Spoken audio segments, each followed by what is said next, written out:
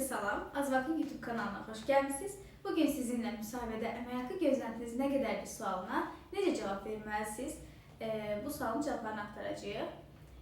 Əgər siz də bu sual zamanı donub qalırsınızsa, videonu sona qədər izləməyi unutmayın. Birincisi, heç vaxt dəqiq rəqəm deməyin.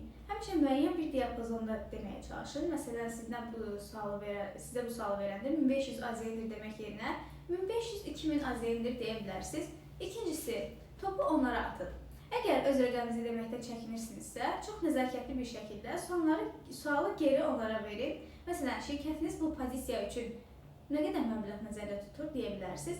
Və ən əsası, mən kirayədə yaşayıram, kreditim var kimi cümlələr qurmayın. Çünki şirkət əmək haqqını sizin büdcənizə görə yox, əmək bazarındakı təcrübə və sizin şirkətə qatacaq dəyərinizə görə verilir. Bəs siz bu sualı adətən necə cavablayırsınız? Rəylərdə öz fikrinizi bildirməyi unutmayın. Azvaqın YouTube kanalına abunə olmalı və videonu bəyənməyi unutmayın.